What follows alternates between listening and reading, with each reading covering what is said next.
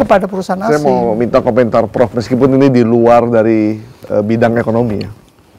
Ketika kereta cepat ini akan diproses dan sudah jadi Bang, banyak sekali para influencer yang mendukung baik di media sosial maupun yang datang langsung naik. Tapi ketika kasus ini mencuat, ada indikasi markup dan korupsi, tidak ada satupun mereka yang membela. Bahkan hanya Pak Jokowi sendirian yang sampai harus bicara di depan kamera. Ini fenomena apa nih? Apakah masyarakat juga merasakan hal yang sama dengan Prof bahwa kayaknya nggak ditipu nih. Kayak ditipu kita nih gitu. Atau apa Prof? Kenapa semua pada diam, sebelumnya semua mendukung? Ini menarik. Semuanya pada saat itu kalau mereka masih bisa membantah, mereka membantah. Ini bagus, ini manfaatnya memberikan kepada rakyat dan sebagainya begitu. Mereka masih memberikan. Tetapi sewaktu saya memberikan data minggu lalu di iNews, semua pada terdiam. Dia mau bicara apa lagi kalau memang pada saat itu merugikan keuangan negara? Nah inilah sebetulnya breakthrough-nya, semuanya itu pada diam karena dengan data itu dia tidak bisa bantah. Nah jadi semua yang pembela-pembela, influencer apa segala, kalau begitu dikasihkan data, kalau kita bicara tanpa data, maka mereka bisa berkelit semua. Tapi begitu dikasihkan data, mereka tidak bisa lagi. Makanya kritik saya selama ini, ya kurang lebih 10 tahun ini, selalu saya memakai data. Ada yang ini kan ke saya, buzzer-buzzer itu, nggak ada. Tidak ada. Saya memberikan data, misalkan IKN melanggar. Nggak ada yang ini kan ke saya, apa menyerang saya gitu. Saya mengatakan IKN ini adalah perampasan, saya bilang aneksasi. Pemerintah pusat kepada daerah. Saya bisa menceritakan apa yang dimaksud dengan itu. Itu tanah dari kabupaten itu direbut oleh pusat.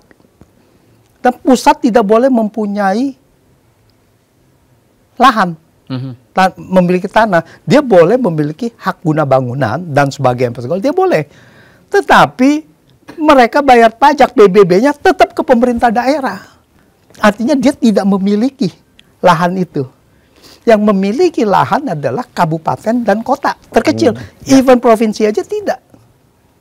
Bagaimana sekarang otorita itu, ya yang IKN itu, dia itu ngerampas, dia memiliki 256 hektar seolah-olah dia yang memiliki.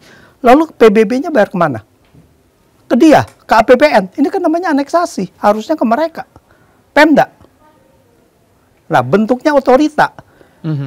Jadi di Indonesia tidak ada pemerintah daerah, bentuknya adalah otorita. Daerah di Indonesia terdiri dari provinsi, kabupaten, dan kota. Secara konstitusi. Tapi kan dulu otorita. Sudah pernah dibentuk otorita Batam, Prof. Lah itu lain, itu administratif. Tapi kan ada Pemda Batam. Kalau kita bayar PBB ke mana? Pemda Batam. Pemda, bukannya ke otorita. Boleh otorita, kita juga ada otorita Labuan Bajo. Kita juga ada otorita Danau Toba. Nggak apa-apa, itu administratif. Dia mengelola satu itu. Tetapi tanah yang itu dimiliki oleh kabupaten. Nah, ini diambil ini. Nah, itu baru dari satu sisi kepemilikan ya? Iya. Belum yang lain. Nah, saya menceritakan gitu, saya bilang begitu. Nah, kalau seandainya memang mau itu ya kita diskusikan. Saya memberikan satu data dengan satu pemikiran dan alasan-alasan yang argumentasi yang mendukung ke situ gitu kan. Kalau Anda bisa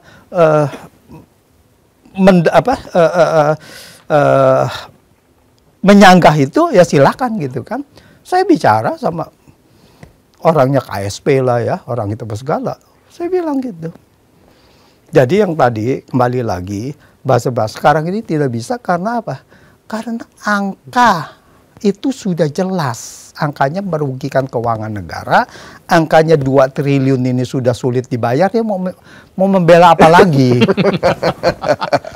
Nah, bagaimana harusnya nanti untuk solusinya supaya tidak berkepanjangan, Prof? Apakah memang harus dinyatakan default? Jual asetnya? Atau seperti apa? Tidak sesederhana itu juga. Kalau saya ngelihatnya adalah yang penting harus ada pengusutan lebih dulu, Penegakan hukumnya, ya? penegakan hukum dulu gitu. Yang ini kita bisa bilang kepada China, kami lagi lagi mencari mengenai kasus hukumnya.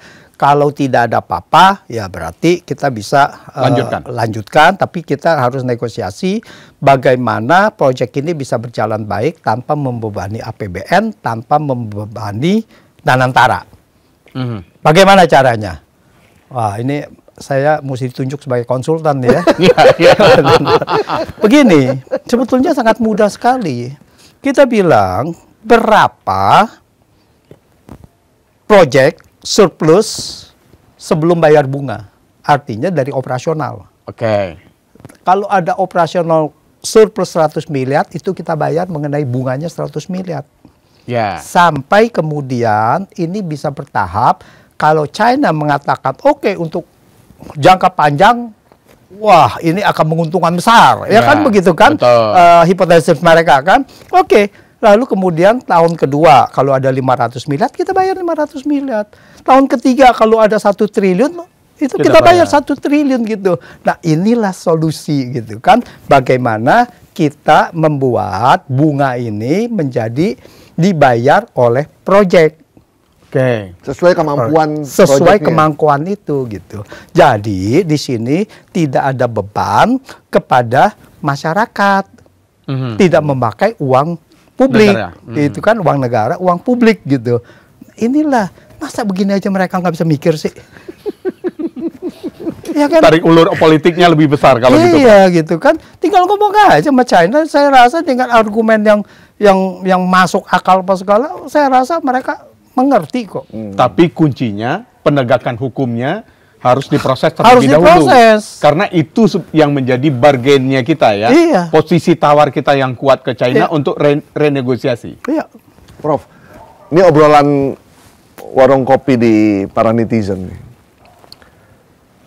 Seandainya biaya kereta cepat itu dialihkan buat memperbaiki KRL yang memang paling banyak digunakan oleh masyarakat kita, Jabodetabek Jur itu, mungkin itu lebih bermanfaat. Terus dibilang gini, andai pun negara berhutang, kita nggak akan marah. Karena memang worth it digunakan oleh hampir seluruh masyarakat yang ada. Termasuk juga membuat kereta api misalnya di Kalimantan, atau di Sumatera, atau di Sulawesi. Mungkin masyarakat nggak akan rewel seperti sekarang. Prof setuju dengan itu? Iya, tetap aja kita harus rewel kalau dikorupsi kan. Iya, betul. Intinya kan ke situ. Kita sekarang rewel kan karena ada dugaan-dugaan yang tidak benar kan gitu. Ada pemenangan proyek yang sepihak kan gitu kan. Itu yang kita kritisi gitu. Kalau ini proyeknya clean, ya ini adalah keputusan pemerintah yang sah. Yang kita harus nggak bisa apa-apa gitu, memang harus ditanggung gitu. Tapi ini ada dugaan-dugaan yang tidak benar gitu. Meskipun itu KRL apa segala, ya kalau dikorupsi kan kita tidak mau juga kan itu. Nah, memang kalau kita lihat bahwa manfaatnya sebetulnya apa sih? Ya transportasi adalah satu hal. Yang kemarin Sulawesi yang dikorupsi juga. Iya betul. Jadi apa gitu kan? Nah ini masalahnya kan kita juga nggak rela itu Trans Sulawesi. Nggak jadi proyek juga kan, nggak jadi juga. Ya sedikit lah ya sudah terbangun gitu. Nah ini masalah di kita gitu. Jadi ya memang dilihat kepentingannya di mana, bahwa kepentingannya. Lihat kalau perkotaan seperti MRT kan jelas bahwa yang ini kan Pemprov ya, pemerintahan provinsi DKI misalkan ikut menyumbang, ikut mensubsidi, memberikan subsidi dan sebagainya. Itu jelas gitu. Dan lihat berapa banyak gitu. Jangan seperti yang sembarangan LRT yang di Palembang. Masalah juga gitu kan. Terus udah begitu apa kita bilang? Pembangunan ini, pembangunan bukan bandara. Ya. Sekarang kita ada di Tapanuli Utara yang saya tahu nih. Kita ada yang namanya Bandara Silangit. Ya. Nggak jauh dari situ mau dibikin lagi yang namanya Bandara Sibiza. Cuman jaraknya 2 kilometer saja. Berapa kilometer aja, sangat dekat sekali. Ini apa-apaan? Ini kan penghamburan uang rakyat, miliaran yang di situ gitu. Ada kepentingan apa? Karena ada satu kepentingan di situ, dia harus dibikin bandara. Kenapa tidak langsung ke Silangit aja yang sudah ada gitu? Nah, ini kan harus kita lihat konsep dari bagaimana itu kebetulan bandara ya sama juga dengan transportasi darat, kereta api dan sebagainya, komuter dan sebagainya gitu. Itu semuanya harus diperhatikan seperti hal Prof begitu. sempat memperhatikan juga soal pembangunan infrastruktur bandara yang sangat banyak di era 10 tahun Pak Jokowi. Oh iya, salah satu Kertajati. Iya. Maksudnya yang banyak apa? Yang banyak mangkrak. Iya, Harus diperjalan. nggak laku maksudnya. Yang akhirnya jadi museum. Iya, Kertajati. Terus kemudian yang di Blora juga. Iya. Tapi ada beberapa ada. IKN. Ini kan mangkrak juga IKN. Udah 100 triliun masuk ke situ. Hampir 100 triliun gitu. Mangkrak. Investornya kan sudah ada katanya, Prof. Hah? Nah itu Investornya. dia. Itu dia kan digadang-gadang investor ngantri apa segala. Ini yang pembohongan yang harusnya tidak boleh terjadi gitu. Ini yang harusnya diberikan sanksi gitu. Kalau pembohongan ini kan sudah terbukti pembohongan ini. SMA, IKN, investor udah ngantri. Ini negara apa? Nguber-nguber investor sampai ke Amerika, Elon Musk sampai ke apa? Sampai ke Saudi Arabia gitu kan? Diterimanya dengan t-shirt aja. Ini apa? Ini sudah tidak ada harganya. Kita punya negara itu. Nah, bagaimana kita bisa menindaklanjuti proses hukumnya kalau seandainya ini masih B2B, ya, dan auditnya seperti apa yang harus dilakukan? Bahwa untuk menyatakan bahwa memang ada markup, kerugiannya sangat jelas, gitu, Prof? Ya B2B ini kan bukannya berarti bahwa itu tidak bisa diusut. Kan banyak sekali kasus-kasus BUMN itu kan bisa diusut gitu. Ini BUMN BUMN itu masih dalam ranah keuangan negara. Iya, masih. Masuk dari keuangan negara. Mulai Pasti dari bisa situ diusut. harusnya Iya. KPK ya, Prof, Iya. ya? Nah, auditnya perlukah kita menghadirkan audit audit Investigasi. eksternal gitu ya, Iya. audit investigasi yang dari eksternal yang mungkin bisa lebih kredibel dan dipercaya? Dan untuk menghilangkan kecurigaan-kecurigaan itu, maka ada tokoh-tokoh masyarakat yang dipercaya yang harus dilibatkan di dalam audit itu. Harus dilibatkan. Harus dalam audit. dilibatkan. Iya. Itu untuk pembuktiannya, sehingga itu yang harus kita tunggu sebenarnya Iya. ya. Taji KPK itu untuk melakukan penegakan hukum Prof, dari. satu lagi dari saya nih. Lebih penting mengusut kereta cepat atau ijazah, Prof? Dua-duanya. Jadi udah nggak ada itu udah sama gitu. Udah ini. Oke. Ya. Yang satu adalah kasus korupsi, ya itu sangat penting sekali. Yang satu adalah pembohongan dan pemalsuan dokumen. Di dalam kita punya undang-undang, pemalsuan dokumen itu adalah tindak pidana. Dan dia bisa menjadi presiden karena ada, kalau kita anggap ini adalah memang ijazah palsu, maka di situ ada tindak pidana pemalsuan dokumen. Dan begitu juga dengan Gibran. Ini juga harus dilihat. Ini sudah begitu banyak bukti-bukti bahwa di sini adalah tidak benar dia punya sekolahnya itu. Ini harus diusut gitu. Sekarang masalahnya ya ini harus reformasi Polri dulu. Ya, begitu reformasi Polri, begitu diganti, mungkin ada berani gitu. Ini Polri-nya nggak berani kan?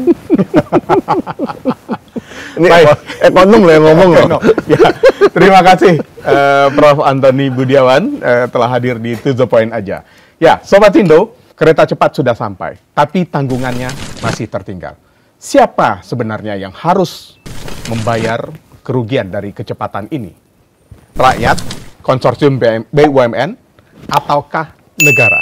Saya Ike Kesuma. Saya Gaib Maruto Sigit. Sampai jumpa di To The Point berikutnya. Bye.